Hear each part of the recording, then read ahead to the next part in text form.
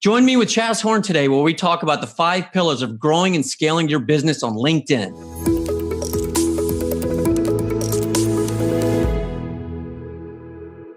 Hello, everyone. I'm here with Chaz, and Chaz has worked in sales for over 25 years. He was the top sales rep, or in the top 3% of all sales reps in 5 diverse industries.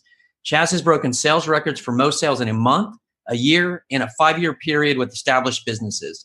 He moved from sales to sales management to starting his own business after creating his unique sales and marketing systems, process, and strategies.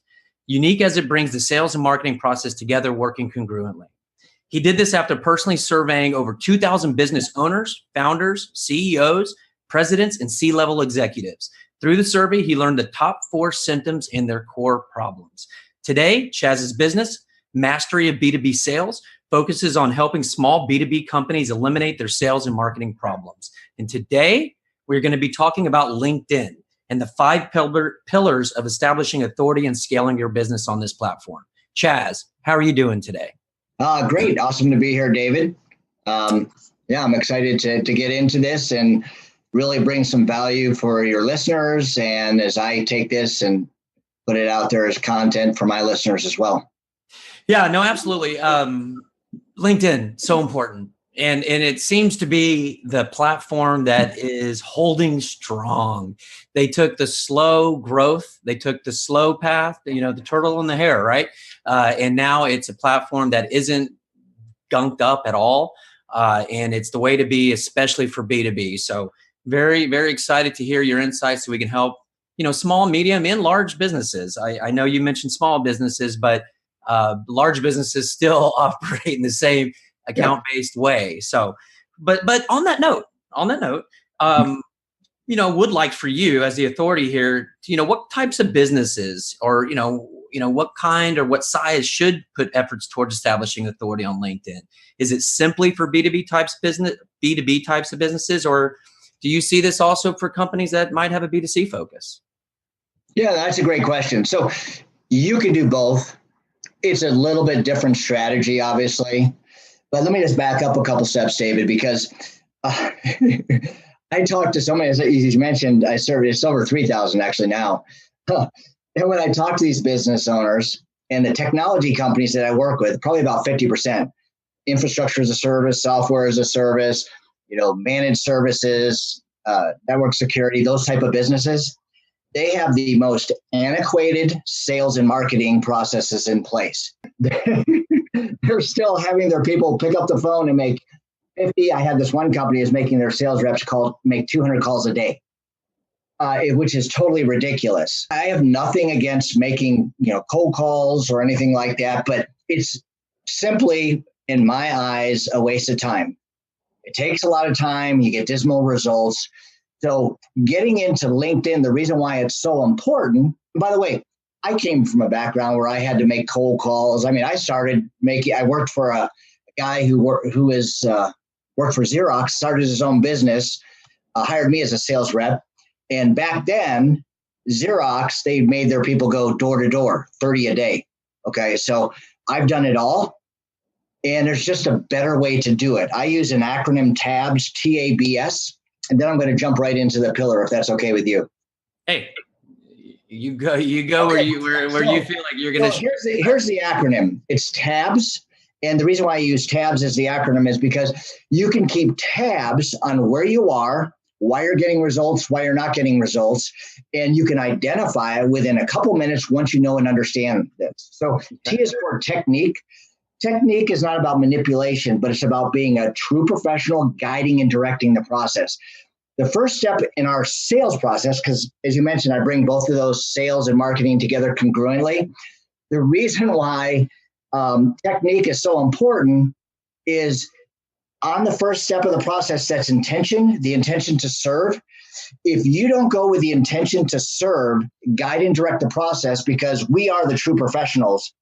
And we need to guide and direct so we can uncover, there should be an aha moment during the conversation where not only for the person you're talking to, but for yourself, where it's like, oh crap, this is the symptom. You drill down below the symptom and you uncover how it's affecting their business, but more importantly, how it's affecting them.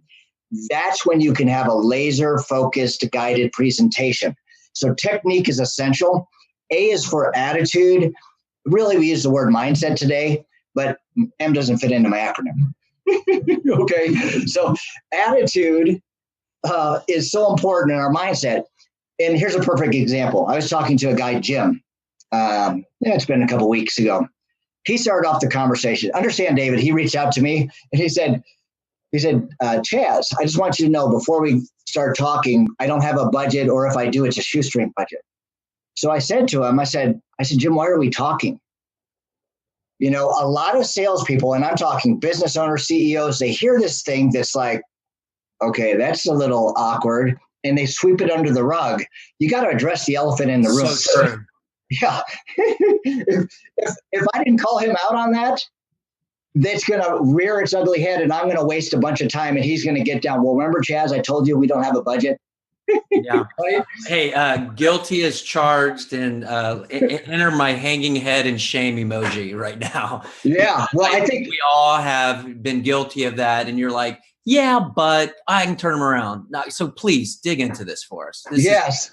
Yeah. So I said, why are we talking? And so long pause. Okay. By the way, never, ever, ever, ever, ever interrupt a long pause when you ask a good question. It shows they're thinking of their answer. There's been a study.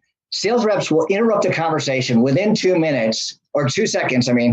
If the other person doesn't respond, and you miss out on great golden information. So he's kind of stammered a little bit. And long story short, they went from a $20 million company to a $7 million company in 5 years. Okay, going the wrong way. And in drilling down, find out they cut their sales training, they cut out a lot of their marketing. And this may sound just obvious to us because we're talking about it now, but I hear stories like this all the time. They're so busy within the business, they're losing it, but they don't understand why. So it was obvious. He had that aha moment. He's like, oh crap. So then the conversation became of what's it costing him as opposed to budget. Well, how did that come back? Let's back up, because you really caught my attention. You know, I grew up selling first, and then I got into marketing. So I have seen both sides, and been on both sides of each department. And that's a big one. You know, I have no budget. And then you said, why are we talking? What happened there? And how else? It can't be the only time you've heard that, because I think if everybody just gets a pointer from this one thing, they're going to be better at their careers, and we're all going to appreciate this. So Huge. Please dig into this a little bit more for me. Yeah. So, and I just say, and I've put out a lot of content around this, but you have to address the elephant in the room, because and this is where that mindset comes from, because, or TA or A mindset, attitude mindset. So if someone says, I guarantee during the course of a conversation, people are going to say something that is like, it's really awkward. You got to address it, or they'll contradict themselves. And it's not that they're just lying. It's usually they don't know and understand. And so it's our job as a true professional to guide and direct the conversation and point it out. So when he said, we don't have a budget or shoestring budget, and I said, why are we talking? It's like long pause. It must have been like 8-9 seconds. Then he's like, well, we've been having some problems and over the years. I said, well, tell me what's happened over the last 5 years. And that's when he responded that we've gone from 20 million to 7 million, and we got to get this turned around. When I drilled down, when I say drilled down, by the way, just for the point of this conversation, it means I'm asking additional questions to get below the surface into the core problem. Because if you ask a question, people are going to give you fluff answers. I use what I call, this is another technique, by the way, going back to T, is the 3X formula. You ask a question and then you follow up to 3 times to get to the core of the issue, the truth. Okay. So drilling down, asking them additional questions, that's when I found out that they went from 20 million to 7 million. The business was going to go. It got into some serious pain. So we had that aha moment. The whole conversation was different from there on. If I didn't address that elephant in the room, it would have gone nowhere. So like a good indicator for us all, is to, when you have that feeling of that's odd, like, why are we talking, like, or anything, it's not just the budget thing, but right when you have that, just have that be your reminder, stop, address it. Like, okay, well, Exactly. let's get this out of the way, because, and I will say this for all the salespeople out there, leads, who cares? Qualified leads, qualified opportunity sales, that's what matters. And, and we're talking about, dialing for dollars. It's not necessarily a waste of time. It's not the best use of your time. And it's not the best use of your time to talk to somebody and go down a road where you aren't really getting to the core root. So this is a massive time saver. Even if that call ends right away, well, great, go to lunch, go run, go walk, go call somebody, do something else, right? Yeah. So right when you hear that, go, okay, all right, continue. Yes, and that's so true. And that's another thing that I've talked so much about through our training and coaching is, who do you work with and who don't you work with? So many sales reps, and I'm talking CEOs, founders, a lot of those do selling for their company who I work with. They spend and waste their time on people they think are a good fit in their mind, and they go after what I call the chase mode, chasing people who have no interest in really talking with you, and they just give you, things that may think that they're interested, but they're truly not. So anyway, so technique, attitude, mindset, B is the behaviors. And so making cold calls is a behavior, okay? It's not a good strategy. By the way, S is strategy. But in my system and in my process, and now I'm going to kind of segue into the 5 pillars, there's a behavior that drives everything else. And if you can imagine, David, have you ever seen one of those old-fashioned water pumps? You got to pump, to get the water up. And then once you have the water flowing, it's flowing, and you don't have to pump it very hard. When you first start it, you're going like this, pumping it. So it's no different in our system, in our process, for anybody's process for that matter. You have to have a behavior that moves the needle, and by doing that, you're going to get qualified leads, okay? So you want to get it so the behaviors are happening. By the way, if someone's struggling in any area with, leads, qualified leads, appointments, the first thing I look at is the behaviors, because people decide, commit, and execute, or many times they don't, because when they try something new, they're getting out of their comfort zone, and that execution is where they lack most. So that's what I look at first, okay?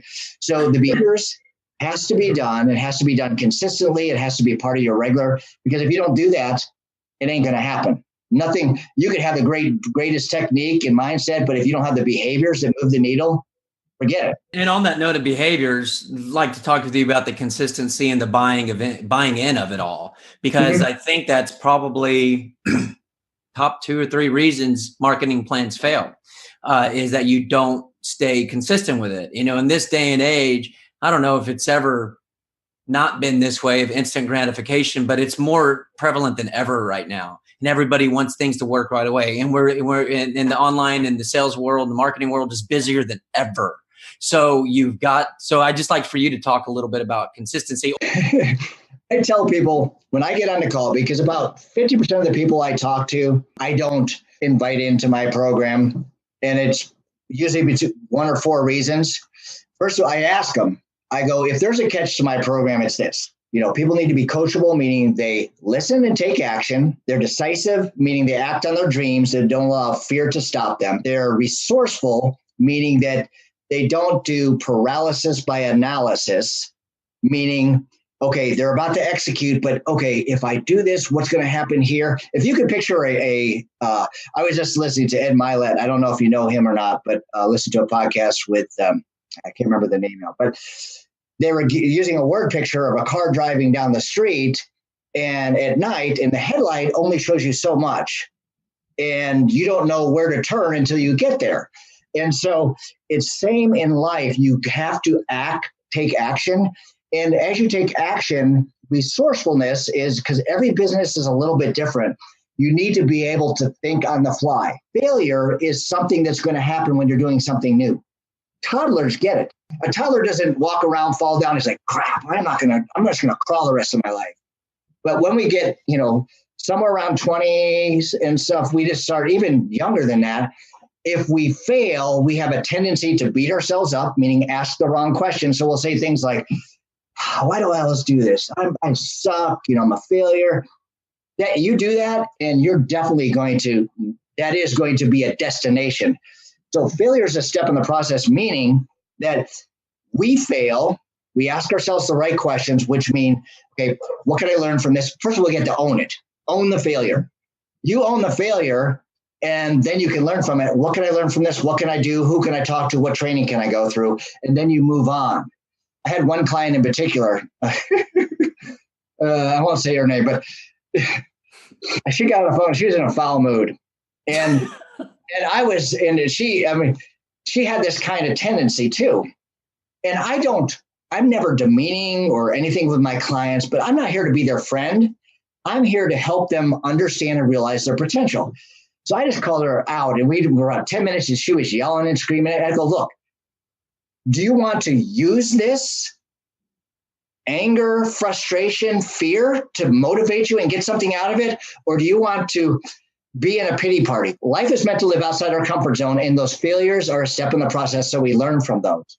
Business is not all tactical. Having these conversations from experts like yourself do not always need to focus on, here's the best word to use, here's the best time to post, and yada, yada, yada. The majority of it is mindset. And we're really big believers in the universe and the powers of it and everything. And if you say I can't, well, then, hey, your wish is my command. You won't. So that applies in big picture, but also in everyday life. So it's very important that you touch on it. And it's also very important that everybody needs to understand they're not alone. We've all gone through this. My partner's seen me cry many times. He's seen me, bang my head, and sometimes or once my fist on the wall. It's happened. We all deal with it, but we got to keep going. You got to learn from it. And life is about challenging yourself if you want to grow. So I just want to empathize with people who are listening, thinking like, yeah. Well, this guy, Chaz, he's been there and done it. Easy for him to say it. He's successful. No, he wasn't. He went through the journey that he's trying to coach you through. Let me just say something too, so I can put people at ease. Because sometimes if you listen to someone or watch something on a podcast or wherever, it's like, it's the overnight sensation over 30 years, that type of thing. In the 90s, I was homeless living in my freaking car. And a guy, Ken Upton, took me under his wing, and he said, Chaz, and I wasn't selling crap. I was working for this place. I was, I was selling advertising. So I finally got to the place where I traded out advertising with hotels. So I had a place to live. And he said, Chaz, you could be the number one sales rep in this company.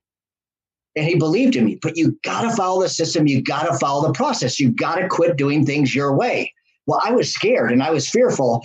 So I followed the system. I followed the process. I followed the script word for word. And within 30 days, there's like 119 sales reps in the company. And I wasn't number one, but I was in the top 3%. And so, I got to live in a place that didn't have, automatic windows. Living in my freaking car, back in the 90s, I learned so much from that. And now it's a funny story to tell, but it wasn't funny at the time. So we're going through tabs. So technique, attitude, or mindset, behaviors, we talked about that, and then strategy. All right. The strategy, and that we're going to segue into the pillars on LinkedIn. So the strategy, and this is, because we talked a lot about kind of sales, and so I bring it together. So the strategy on LinkedIn, the reason why we have 5 pillars is because it's about developing an audience who know, like, and trust you. And most importantly, key differentiator in the marketplace is they see you as an authority. If people don't see you as an authority, they're just going to move on down the road. Or it's price-based. Yes, exactly. And price-based, it could be a couple things. Authority, if you don't get into deep enough problems and how it's affecting them personally and or their objective that they're trying to achieve, if you don't bring those together, they don't see you as something who could truly bring value. Because what's it about? People don't care anything about me. They care about what are the outcomes I can provide for them. That's all they care about. You see a lot of these, internet things with cars and houses and all that. And I understand the draw, but in the bottom line, if you can't get someone results, you're not going to be in business. You got to have that intention to serve them. Yep. And it may mean asking some difficult questions, or what I say, like, come to Jesus. Like with that guy, it's like, Jim, why are we talking?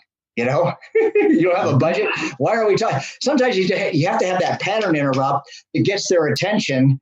So it's not going through the same thing where they're guiding and directing the process. If you let them guide and direct the process, you ain't going to get anywhere. It's going to be a waste of your time and theirs.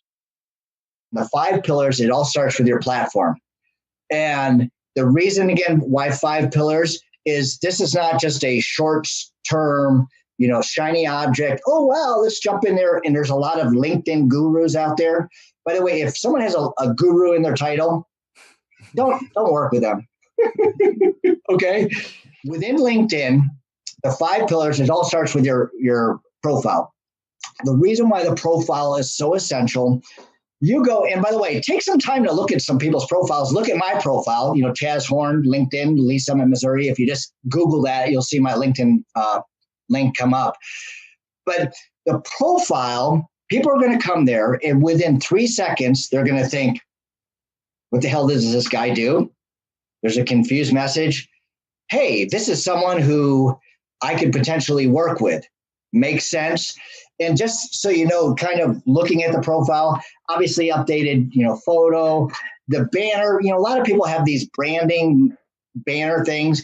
The thing that resonates most has to do with you in a picture working with people, not, stock images or anything like that. By the way, the cool thing about LinkedIn and marketing nowadays is that it's all about authenticity.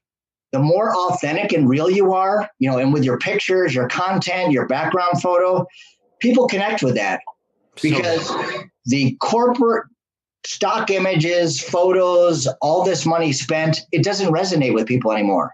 Mm-mm. So the people that can adjust, are agile and adapt, those are the people that, and Gary Vee says, document, don't create. And if you're just yourself and talk about yourself in the process and are real, now I'm going to use some language here, which is very important, but that's where it starts, authenticity. So banner photo with you working with your clients, it resonates, okay?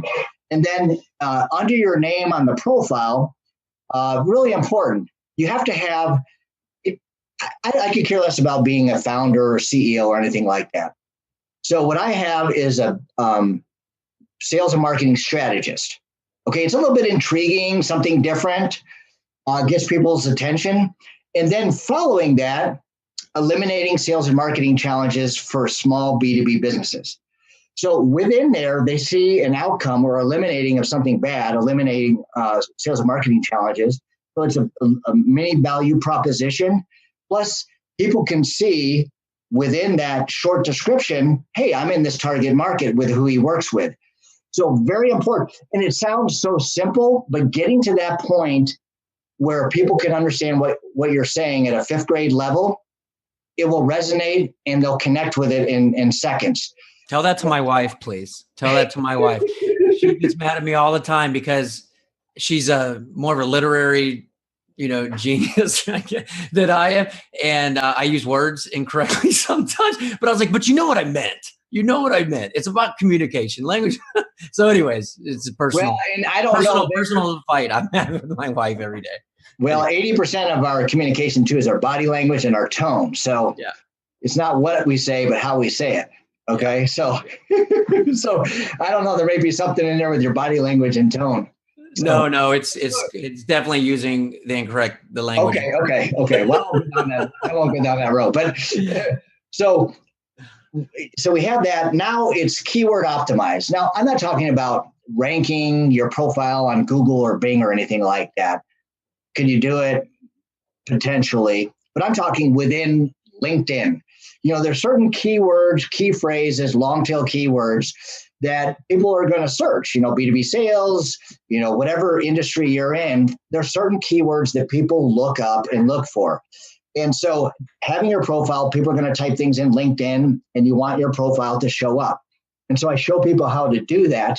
By the way, you have people that charge thousands of dollars for setting up your profile, and they won't even guarantee that, people will connect with you. They're giving you a better chance. Okay. This is just icing on the cake. So I'm not here to say, have your profile set up and leads are going to become pouring in. It's about setting yourself up as an authority. I'm just telling you to tweak it, because within LinkedIn, it's those little things. I tell my clients all the time, it's these little things that maybe 3 people will reach out to you during the course of the month. One of those actually becomes a client. So about you is the other part. And I talk about conversational with keywords. So you talk about outcomes, the outcomes you provide in a conversational way. And then I have links to on mine. One of my clients, I love that they do this. Clients will send me videos appreciating what they got out of the program just out of the blue. Now it's not like I get like every day or something, but I'll get maybe 1 or 2 of these a month, and I love it, because that's my passion. Help people understand when they get results. I mean, you talked about getting emotional. I really do get emotional, because some of these people are, this gal, she had a good business, thriving business, a branding business. Over 8 months, she tripled her business. She was one of my best clients. She did everything I said. She followed through. She didn't allow fear to stop her. If you do that in our program, you're gonna kill it. You're gonna crush it. So I have that information there, so that helps build authority. And then down about midway through on the profile, if you create an article, there's going to be a big block of information. The reason why the article and content is going to be the third pillar. We're going to get there. But the article is important, because people are going to go to your profile. They're going to go to your article. And if it's some cheesy marketing thing where people look at and they don't get any value out of it, they're just going to move on down the road. So the article should be a piece that helps build your authority, because people are going to look at it, and they're going to look at it and say, oh, wow, this person knows what he's talking about, she's talking about. And then experience, it's more in-depth, conversational, and whatnot. So profile is important. Let me recap some of what I'm hearing on the importance of the profile. One, be authentic and get to the point of how you can help versus a bunch of fluff and anything like that. And then we're talking about authority parts of this, which are going to be making sure you have some good content that when people look to see that you have some stuff, but make sure that that content is good. Obviously, that's you kind of touched on that, but I want to bring that back home. Don't just write a piece, again, a fluffy, this is what we do, this is who we are. No, get some content out there that's going to be, here are the 10 things that you need to do right away with your LinkedIn profile for a company like you, or the top 10 things you need to do right away on LinkedIn to start establishing your authority. Not, hey, I'm Chaz Horn and I can do those things for you. You have to give them value. A lot of people are so afraid to give away their value, right? Yeah. And I love how Gary Vee is with this. He says, you know what? Only 1% are going to use the information anyway. Right. So within, like on my LinkedIn page, I have, don't hire that sales rep yet. Well, it's kind of intriguing. And when I was in sales management, I tweaked the system and I was able to bring on sales reps that worked. And many of them are still there today. And before that, there was just turnover. But the core of the message is I give some very specific things that they need to look for in looking for a sales rep. But at the bottom there, I say, if you don't have a sales and marketing thing that's proven in place, don't hire a sales rep yet, because they need something to plug into. If you're looking to hire a sales rep to solve your sales woes, you're going to be frustrated. They're going to be frustrated, because a salesperson you're not going to be able to pay for a salesperson who can implement a sales process and marketing strategy. Very important to have that. They can see it. They read it. This person knows what the heck they're talking about. The second point, okay, so I mentioned Sales Navigator. The reason why it's so important is on Sales Navigator, and I love this, you can target. By the way, I take people through a targeting process so that we identify their target market with someone who's in the decision process. You don't want to waste your time talking to people like, I had that same gal that was really grumpy on that call with me. She was reaching to HR managers. And I'm like, why the hell are you reaching it? HR managers don't care about the business as a whole. And I'm always pushing people out of their comfort zone to go higher. You can have a more intelligent conversation at the C level. Now, obviously, if you're reaching corporations, it's a little bit different. But I'm talking small to medium-sized businesses, 2 to 500, somewhere along in those range. There's a different strategy in reaching other company corporations. We can talk about that at a different time. So on Sales Navigator, you not only connect with them with a message that's intriguing. Oh, by the way, if you just have a message, you're doing 50% more than everyone else. A lot of people just go connect. That's a good way to get into LinkedIn jail, okay? Because LinkedIn doesn't like that. And if you're in LinkedIn jail, sorry, you blew it. You connect, you target, you connect with an intriguing message. And then we're going through that second pillar, which is the messaging pillar. This is where so many people screw it up. You have to connect. And when you connect, you cannot try to sell. Please don't. Don't do that. And by the way, I just put out some content yesterday. We call it the appreciation message. You got to connect with them as a connection. Forget about branding your business. You're connecting with someone. They're looking at you as a connection that can bring value. How? So the appreciation message helps build some rapport. It's about doing something for them using the law of reciprocity. Okay, so it doesn't take any of your time. For instance, people come in and I offer to share their content. I have 18,000 connections around there, just under. And so sharing someone's content with my followers, that's significant. But you know what? Only 5% of the people I connect with take me up on it. But myself and my clients, they actually have people saying thank you about 25% of the time for connecting with them. That doesn't happen on LinkedIn very often. So you're building the relationship, your connection, then within a week. Now, this process is automated and I customize everything. So it's not like spammy stuff. I'm not into spam. I'm not into salesy content.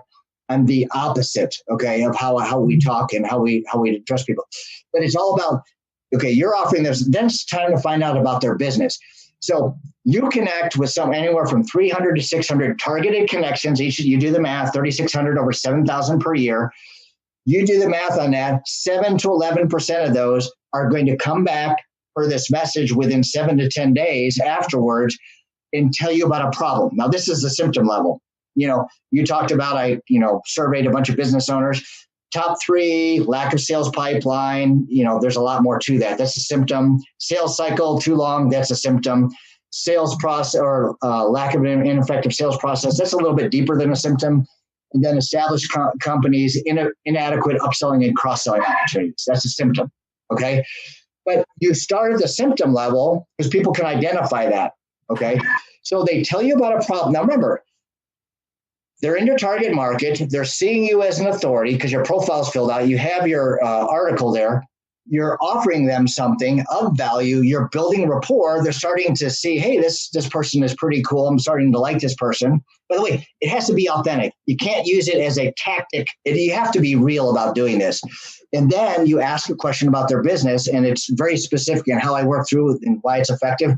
So they tell you about a problem. And so think about that. That's a qualified lead. Target market, decision maker, see you as an authority. They've told you about a problem they have. How many times do you start a conversation with someone where you already know the symptom of the problem? It's very simple from there to continue the conversation. And that's why our closing percentage with our clients is like 12 to 27% higher. By the way, 11 to 27 qualified appointments our clients get from just working that process right there. Okay. Now, the third pillar is content. So content is important. If I talk to someone, a lot of technology companies, I was talking to this one guy, he's an engineer, and I started mentioning content, and I could tell he was getting nervous. We were on the phone, so I couldn't see his body language. And I just said, Doug, I go, have you created much content? He goes, no. The thought of that freaks me out. It's not about creating content, it's about documenting what you do. If you work with someone, they have a problem, and you go through the process and you fix it, you have awesome content to share with people.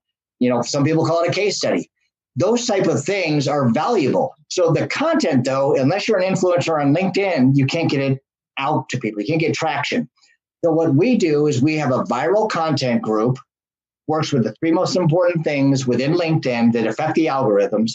And if I could have a scale, 1 point for a like, 2 points for a comment, 3 points for a share, LinkedIn doesn't have that scoring system. but it's pretty accurate. And when you have a group of people in a concentrated period of time doing that to your content, it gets viral. If you're our president, I am a president of a managed service company. He had 40 employees. If you're sharing content, hey, 10 o'clock on Wednesday, guys, go here, like, comment, and share the content. Boom. Let me point this out. Let me point out what Chaz said. I do not want this to get glossed over. You have your own social sharing group. And I was hoping you were going to say this, but I didn't want to say it for you because I wanted to hear what your thoughts are since, like I said, you're the expert in this area. You have built-in social sharing group. It's called your teammates. Yep. Just get them involved and do what Chad says on that time, on that date. Consider it a 1-minute meeting. How many meetings do we have in a week? Too many. Yeah. But 1-minute meetings. 1-minute meetings. Plan on it. Get your managers, teammates, CEOs. Get your team. And 5 people makes a difference. 10 people is not nothing. I mean, right, Chaz? 10 people engaging in the first hour is going to get you play. So do it. Do that. This is why it's important. You're connecting, remember, 7,000 people a year, anyway, 3,000 to 7,000 people a year. Around 10% are actually telling you about a problem. Those other 90%, they're going to forget about you on social media. That's why the content is important. And that's why it's important to get it out, because it's going to be shared with those people in this way. That's how you build out a short-term and a long-term strategy of people who, my dog's bringing me my ball. She wants to go fetch. Sorry. Her ball. So that's how you develop a long-term strategy with people who know, like, and trust you because your content is getting in front of them. By the way, LinkedIn actually has people that review content, and if they like it, because LinkedIn would cease to exist if they didn't have good content. So they want good content, and they have people that review it and push it out. I have a post from December 26th. That had 72,000 views. So our clients get an increase in views anywhere from 500 to 1,500%. We've had people with 5,000, 30,000, 20,000, but typically it's more like the person who's getting like 100, 150 is now getting 750 to 1,000. It's getting in front of, because the likes and comments and all that are great if other people in addition to that are doing that, but there's so many people out there that look at stuff and don't comment on it. But you're getting in their mind. And so you have the profile, you have the messaging funnel, you have the content. LinkedIn groups and notifications are the last two. In the LinkedIn groups, mine is Mastery of Selling B2B for the Small Business. You can look it up on LinkedIn. I show you how to bring in people that are in your target market who actually come in and engage. And I probably get 3, 4, 5 appointments just from my LinkedIn group each and every month. So that LinkedIn group is a strategy, and it grows slowly. I had a client who picked up 3 appointments when she only had 30 people in her LinkedIn group. It's long-term, okay? So you have your short, your medium with the content, and your long-term with the LinkedIn group. And then the last thing is notifications. When I say notifications, and that's the 5th pillar, this is what really helps you be more likable and amiable in their eyes. LinkedIn actually tells you when their birthday is, when their anniversary is, when they've had a job change, a promotion. And so I've picked up 2 people in 1 week from their birthday message. You go to their post, you comment with something, and you tag them in it. You do this, and you'll have a group of people who know, like, and trust you, and you do it consistently. You'll have in my HubSpot. I use HubSpot for my CRM, and I have more leads than I can think of to follow up with. As a matter of fact, I'm just going to be spending over the next couple of days. I have a video way. I have a personal video that I schedule most of my appointments with, but it works. But you work LinkedIn, be authentic, use the 5 pillars, reach out to me on LinkedIn. I'd be glad to talk to you. I usually have an intro call with someone. By the way, I don't talk to someone and try to sell them something. I look to learn about each other's business. If I can help you, I would schedule a different appointment with you. I talk with as many people as possible because I enjoy that. I've learned so much with engaging with people off of LinkedIn and actually talking to them on the phone. Well, that's awesome. And on that note, do share how people can continue to learn from you. I'm sure you have all kinds of great resources on your website or maybe on your profile. So why don't you share how people can continue to learn from you? Because you've given us a great 10,000 foot overview, and as well as some really great takeaways and pointers of what you can do right now but I know there's a lot more, right? I know there's a lot of details so that we can't cover in a 45-minute call here. So do let people know how they continue to learn from you and any resources that you have. Yeah. If you just Google search Chaz Horn, ChazHorn, LinkedIn, Lee Summit, Missouri, LE, 2 words, LEE'(S), Summit, Missouri. Or you just put Chaz Horn, Lee Summit, Missouri, you'll see my LinkedIn information. Or you can search me, LinkedIn, Mastery, any of those terms. You'll just, if you connect with me on LinkedIn, send me a message and say, hey, I heard the podcast with David and wanted to reach out to you, because 95% of the people who try to connect with me, I don't connect with unless they're in my target market or they have a message that resonates, because I appreciate that, because that's what I do. So reach out to me. I don't know if you have a way to, I have a masterclass, which is 32 minutes, which I give 3 of the case studies, which people can go through. Instead of going to the registration link and getting through an email automation, I'd be glad to give the replay. People can check that out. And there's actually a link at the end if you want to schedule what I consider a breakthrough strategy session. In that, I go a little bit more into the sales side, but I have one of the pillars on LinkedIn, but I really get into a little bit deeper there. So that's something I can share if you have a way of sharing content with people within here. Go ahead and send it to me, and we'll include it in the written summary that we have with a link. Okay, yeah. But anyway, reach out to me on LinkedIn. That's the best place to reach me. That's what I do. Yes, I use some other social media, but that's my main focus. There's no better platform if you have the right system and strategy and process to plug into to build and grow your business. All right. Well, thank you so much, Chaz. A lot of great pointers.